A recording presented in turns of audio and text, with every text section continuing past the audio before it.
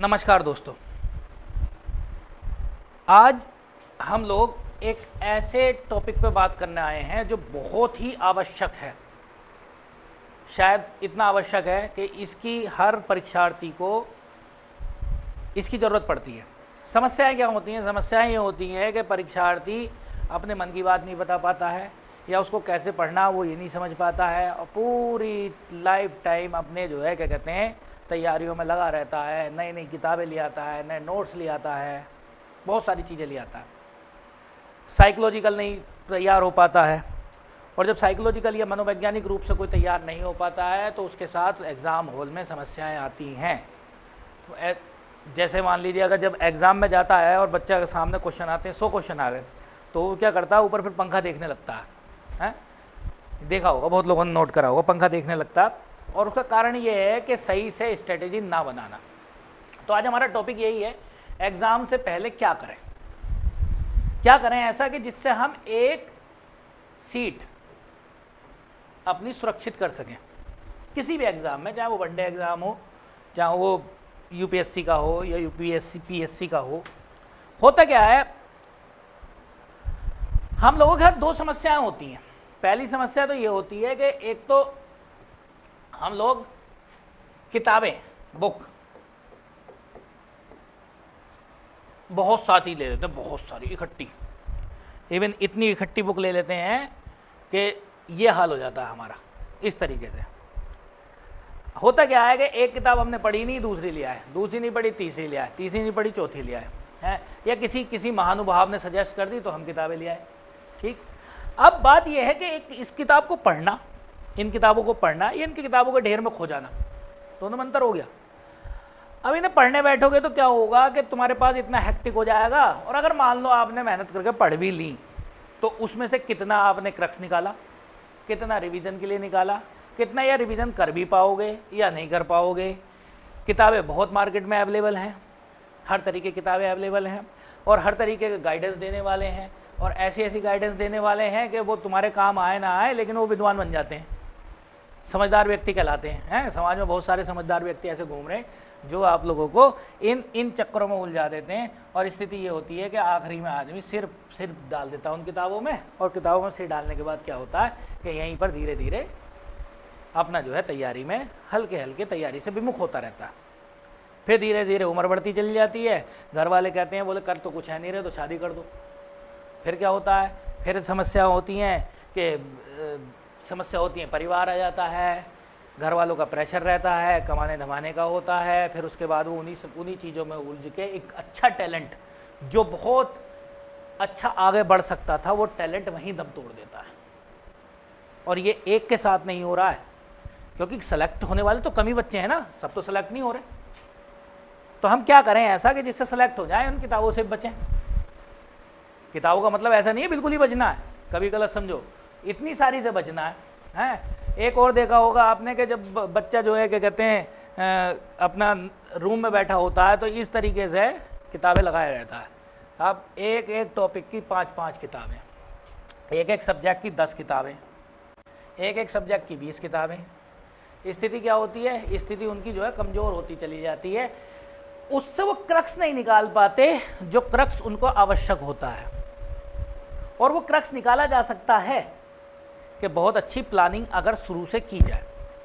जैसे एक प्लानिंग हम करते हैं, अमूमन करते हैं, हम भी ये प्लानिंग करते हैं कि एक दिन ऐसा होता है कि साहब हमें किसी ने मोटिवेशन स्पीच दी, या हमने कहीं से मोटिवेशन स्पीच ले ली, या हमारे किसी गुरु ने दी, क्योंकि गुरु चाहता है कि भाई उसका छात्र कम से कम बहुत अच्छा ना तो कम से कम इतना अच्छा बन जाए कि लोग कहें कि हाँ इन्होंने पढ़ाया था। सबसे निस्वार्थ जो होता है वो गुरु का ही होता है। भाई यहाँ तक की स्थिति है, आपके सिलेक्शन से या आपकी पढ़ाई से या आपके तरक्की करने से आपका भाई भी उतना खुश नहीं होगा जितना खुश गुरु होगा।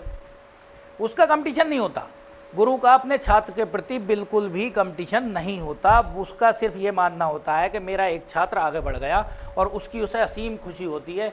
ना तो वो पैसे के लालच से होता है, क्योंकि शिक्षा का व्यवसाय तो नहीं करना है, और अगर शिक्षा का व्यवसाय होता तो ये गुरु परंपरा खत्म हो गई होती। गुरुओं को जो दिल से मानते हैं तो छात्रों को भी गुरु उतना ही दिल से मानते हैं, और गुरु के साथ अगर ठीक से संबंध है जिसके और ठीक से गुरु की बात को मान रहा है। जैसे एक क्वेश्चन है, एक बार क्या कहते हैं, एक वाक्य याद आया कि चंद्रगुप्त मौर्य थे। चंद्रगुप्त मौर्य भारत के महान राजा, मौर्य साम्राज्य के। तो चंद्रगुप्त मौर्य ने को चाणक्य ने खेलते हुए देखा था। वो क्या कर रहा था, चंद्रगुप्त मौर्य बिल्कुल राजा बना बैठा था और उसके सामने दो लोग थे जो आपस में झगड़ा कर रहे थे, बच्चों का खेल था, और वो बैठा हुआ न्याय कर रहा था, नैसर्गिक न्याय। अब नैसर्गिक न्याय क्या होता है, नेचुरल जस्टिस। इसका मतलब होता है दोनों पक्षों को सुनने के बाद, एक और दो, दोनों पक्षों को सुनने के बाद जो न्याय किया जाता है नैसर्गिक न्याय होता है। भारत में, भारत के संविधान में या भारत के कानून में इस चीज़ की व्यवस्था है। अगर आपके पास वकील नहीं है तो आपको सरकारी वकील करके दिया जाएगा। तो उस समय चंद्रगुप्त मौर्य ये बात कर रहा था, तो यहीं से टैलेंट को पहचाना किसने, चाणक्य ने। चाणक्य उनके पास गए, चंद्रगुप्त मौर्य गए, चंद्रगुप्त मौर्य से कुछ प्रश्न पूछे, कुछ के वो जवाब दे पाए और कुछ के जवाब न देने की वजह से उन्होंने कहा कि साहब मैं इस प्रश्न का उत्तर नहीं जानता। तो उन्होंने कहा कि आप इस प्रश्न का उत्तर नहीं जानते। चाणक्य ने कहा आप इसका प्रश्न का उत्तर नहीं जानते, लेकिन आप विनयी हो। विनय किसको कहते हैं, विनय सीखने वाले को। इसका मतलब आप सीखना चाहते हो, आपके अंदर क्षमता भी है और आप जो है क्या कहते हैं विनम्र भाव से सीखना चाहते हैं। इसीलिए मैं आपको अपना शिष्य बनाऊंगा और उनकी बदौलत है कि भारत में पहला ऐसा साम्राज्य बना जिसका नाम है मौर्य साम्राज्य। इतना बड़ा साम्राज्य ना तो दिल्ली का तुर्कों का था, ना मुगलों का था, इवन अकबर का भी नहीं था, औरंगजेब का भी नहीं था क्योंकि औरंगजेब का सबसे बड़ा माना जाता है, और ना रानी विक्टोरिया अंग्रेजों का था। अफगानिस्तान से लेकर असम तक और जम्मू कश्मीर से लेकर दक्षिण भारत तक पूरा साम्राज्य मौर्य साम्राज्य था और पहली बार भारत को इकट्ठा करा था मौर्य ने। ठीक है, मैं इसको आपको मुद्दे से नहीं भटकाना चाह रहा, हम तो इन किताबों के बारे में बात कर रहे थे, लेकिन मैं ये कहना चाह रहा था कि अगर गुरु के साथ विनय बने रहोगे तो कुछ ना कुछ गुरु आपको सिखाने के लिए देता रहेगा। लेकिन अगर गुरु के साथ ही उसके साथ अलग गलत बिहेव करोगे तो शायद ही आप कम सीख पाए। हालांकि आजकल थ्योरी दूसरी बदल गई है। चलो हम आगे बात करते हैं। अब हमें करा क्या जाए, होता क्या है हम लोगों के साथ कि किसी ने आपको मोटिवेशन स्पीच दी, बढ़िया वाली मोटिवेशन स्पीच दे दी, और स्पीच देने के बाद जब मोटिवेशन स्पीच दी किसी ने, तो हम मोटिवेशन स्पीच लेके चल रहे हैं। उसने कहा एक आदमी ने कि साहब आपको जो है क्या कहते हैं आज पढ़ना है, बहुत बढ़िया स्पीच दी और उसने आपको पूरा विजन दिखा दिया, और वो ज़रूरी भी है क्योंकि बीच बीच में मोटिवेट होना ज़रूरी है। कुछ लोग सेल्फ मोटिवेट होते हैं और कुछ लोग जो है क्या कहते हैं किसी के द्वारा मोटिवेट होते हैं, और मोटिवेशन बहुत ज़रूरी है पढ़ाई के लिए भी और आगे बढ़ने के लिए भी। ठीक है, पढ़ाई के बाद के कामों के लिए भी है, परिवार में भी जो आपको करना है। तो पढ़ने के लिए किसी ने मोटिवेशन स्पीच दी कि साहब आपका नेक्स्ट जो है 1 ईयर बाद एक एग्ज़ाम है जिसको आपको पास करना। हम लोग क्या करते हैं कि आज उनकी स्पीच से मोटिवेट हो गए, तो अब हम शुरू करते हैं क्या, सबसे पहले करते हैं प्लान बनाएंगे साहब, या प्लानिंग करेंगे। प्लानिंग क्या करेंगे साहब, पहली प्लानिंग करेंगे कि आज से अभी मैं बैठूंगा और बैठने के बाद 8 घंटे पढ़ूंगा। आज ऐसे मैं 8 घंटे कल पढ़ूंगा, 8 घंटे परसों पढ़ूंगा, या 8 से ज़्यादा पढ़ूंगा। धीरे धीरे मेरा इतना तैयार हो जाएगा, 6 महीने बाद मैं इस कंडीशन में पहुंच जाऊंगा, और 6 महीने बाद मेरी ये हो जाएगी, फिर मैं रिवीजन करूंगा। 12 महीने होंगे, 12 महीने बाद क्योंकि 1 साल बाद मेरा एग्ज़ाम है, तो एग्ज़ाम के बाद हम 12 महीने बाद क्या होंगे, एग्ज़ाम देने जाएंगे, और एग्ज़ाम में मैं इस बार टॉपर बन जाऊँगा। ये प्लानिंग हमने उस 10 मिनट के भीतर मोटिवेशन स्पीच के बाद या किसी भी ढंग से हमने कर ली। अब प्लानिंग तो हो गई हमारी, इतनी देर में क्या कहते हैं, एक दोस्त आ गया घर के बाहर, हैं, उनने आवाज़ मार दी, बोला हाँ भाई क्या कर रहे हो, बोले आप कुछ नहीं कर रहे, तो लाओ चल रहे हैं घूमने। तो साहब चल रहे हैं कोल्ड ड्रिंक पीने या समोसा खाने या कहीं ऐसे ही चल रहे हैं हम घूमने। अब जो आपके 8 घंटे की प्लानिंग थी वो तो धराशायी हो गई है, वो दिन गया। अगले दिन फिर दूसरा कोई काम बता दिया घर वालों ने, वो गया, फिर तीसरा कोई काम बता दिया, वो गया। जाते जाते 6 महीने गुजर गए, पढ़ने का समय तो गया। अब जब पढ़ने का समय गया तो अब रिवीजन क्या करोगे जब पढ़ाई नहीं, तो अब क्या करेंगे हम कि जब हमारे एग्ज़ाम में 1 महीना या 2 महीने बचे होंगे तब हम फिर से एग्ज़ाम की तैयारी करने बैठेंगे, और उस कंडीशन में क्या होगा, एग्ज़ाम हमारा अधूरा होगा, मतलब हमारी तैयारी क्या होगी, अधूरी होगी। और जब हम उस अधूरी तैयारी से जाएंगे कहाँ पर, एग्ज़ाम हॉल में, तो हम फिर छत के पंखे देखते हैं और कुछ नहीं देखते, क्वेश्चन हमें आता नहीं है, क्वेश्चन को हम समझ नहीं पाते हैं। फिर हम बाहर निकल के 2 ही ऑप्शन है हमारे पास, एक ही कहते हैं कि साहब इस बार तो नहीं हो पाया लेकिन अगली बार कर लूँगा, ठीक, अगली बार फिर सेम सिचुएशन रहती है, फिर ये कंडीशन हो जाती है। तो आज हम बताएंगे करना क्या है। अगर किसी ने इस चीज़ को फॉलो किया तो गारंटेड मैं कहता हूँ कि वो एग्ज़ाम में पास होने की संभावना उसकी बनी हुई है। करना क्या है, पहला काम करना है हमें प्लान बनाने हैं। प्लान बनाने छोटे, स्मॉल, याद रखना ये बात, ठीक है। स्मॉल प्लान बनाने के अभी मैं 5 मिनट के भीतर या 10 मिनट बैठा हूँ पढ़ने, या 15 मिनट पढ़ने बैठा हूँ, इस 15 मिनट में मैं आज जो है एक टॉपिक क्लियर करूँगा जिसका नाम है मैथ। मैथ का टॉपिक है साहब, मैं जो है नंबर सिस्टम को पढ़ूँगा। नंबर सिस्टम के मेरे पास 20 ही क्वेश्चन है मात्र, लेकिन जब तक ये 20 क्वेश्चन मैं कर नहीं लूँगा तब तक नहीं उठूँगा। ये 20 क्वेश्चन कर लिया आपने तो ये हो गए। उसके बाद क्या करेंगे, फिर चाहे पानी पी लो, चाहे टहल लो, चाहे रिलैक्स कर लो। तो बोले यार अभी खाली बैठे हुए हैं तो एक काम करते हैं कि 15 मिनट में जीएस पढ़ूंगा। जीएस में भी क्या पढ़ूंगा कि जो सर ने पुराना पढ़ाया था या मेरे पास कुछ नोट्स पढ़े थे उसका एक टॉपिक उठाकर पढ़ लूँगा। जैसे कि संविधान में गए तो हमें चलो आज मूल अधिकार ही पढ़ लेते, तो आपने मूल अधिकार पक्के कर लिए। शॉर्ट प्लानिंग बनानी है, समय को देखते हुए बहुत छोटी छोटी प्लानिंग बनानी है, बड़ी प्लानिंग बिल्कुल भी नहीं बनानी है। बड़ी प्लानिंग बनाने से क्या होगा, कोई भी रिजल्ट तुम्हारे सामने नहीं आएगा, ठीक है। पहला काम ये करना है। दूसरी चीज़, बुक पर आ जाओ, जिनके बारे में बात कर रहे थे, किताब बहुत आवश्यक है, किताबें पढ़नी है, बढ़िया। लेकिन मेरा मानना ये है कि जब एक किताब लाओ, चाहे वो प्रैक्टिस लेट लाओ या कोई भी बुक लेकर आओ, जब तक उसे ख़त्म ना कर लो तब तक दूसरी मत लाओ। और किताब का टारगेट बनाओ। जैसे उदाहरण के तौर पर किसी किताब में 100 पेज हैं, तो 100 पेज में ऐसा नहीं है कि मैं आज 100 पढ़ दूंगा, कल कुछ नहीं पढ़ूंगा।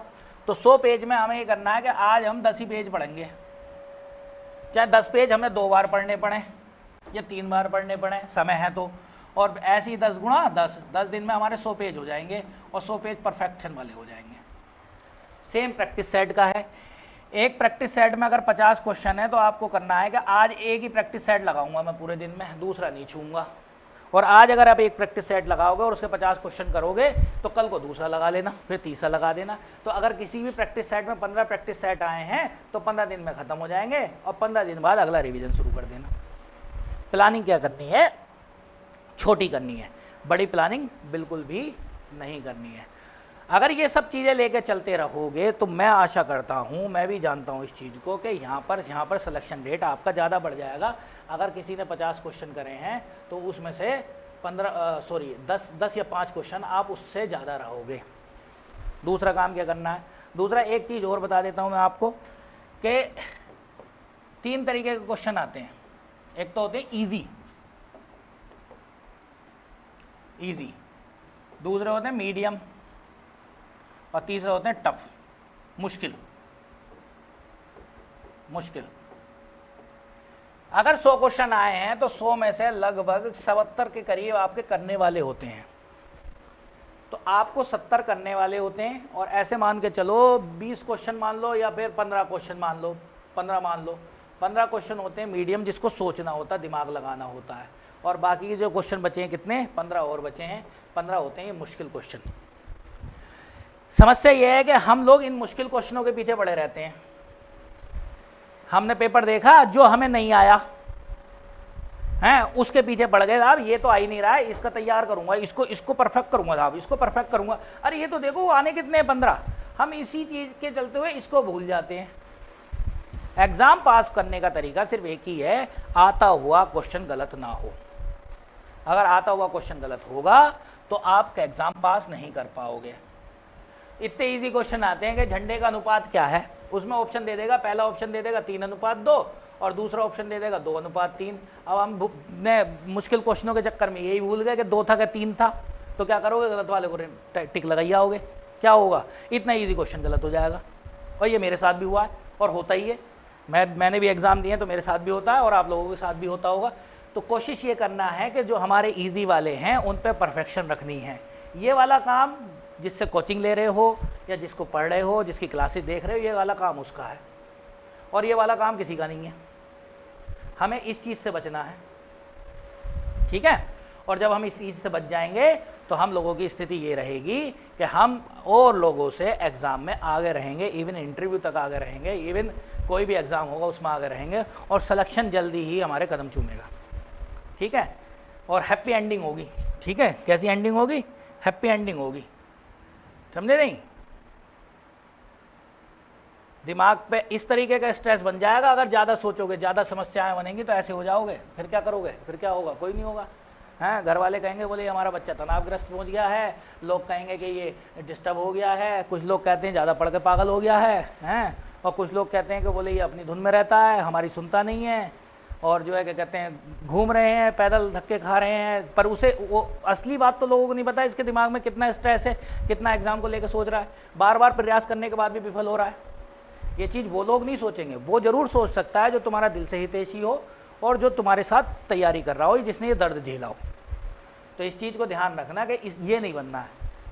क्या बनना है हमें, अगर स्ट्रेटजी को फॉलो करोगे तो हमें बनना है ये, इस तरीके से खुश होना है, ऐसी जॉब लेके और इस तरीके से ग्रुप में फ़ोटो खिंचवाने, वो कहीं भी खिंचवा लो आप, जिस तरीके की, जिस लेवल की। एक तो ये तो एक फ़ोटो है, अब इसमें और भी अच्छी पोस्ट पे जा सकते हो, और जब आप जाओगे तो आपके समाज में इज्जत होगी, लोग रेस्पेक्ट करेंगे और लोग पूछेंगे साहब लड़का क्या करता है, बोले साहब गवर्नमेंट जॉब करता। क्या जॉब करता है, ये जॉब करता है। तो गवर्नमेंट जॉब पाना मुश्किल है, पर इतनी भी मुश्किल नहीं है। ये तो हमारी मोटिवेशन स्पीच रही। दूसरा एक स्पीच और छोटी देना चाहता हूँ कि एक छोटी छोटी प्लानिंग के साथ आप आगे बढ़ो, अच्छी बात है, पढ़ो, लेकिन इतना भी स्ट्रेस मत लेना कि गवर्नमेंट जॉब के अलावा आपके जीवन में कुछ नहीं बचेगा। गवर्नमेंट जॉब के अलावा भी बहुत लोग बहुत बड़े बड़े काम कर रहे हैं, बहुत अच्छे अच्छे काम कर रहे हैं। तो इसीलिए ज़्यादा स्ट्रेस से नहीं पढ़ना, दिमाग को रिलैक्स होकर पढ़ना, छोटी छोटी प्लानिंग बनानी है, छोटी छोटी किताबें पढ़नी है, ईजी क्वेश्चन पे काम करना।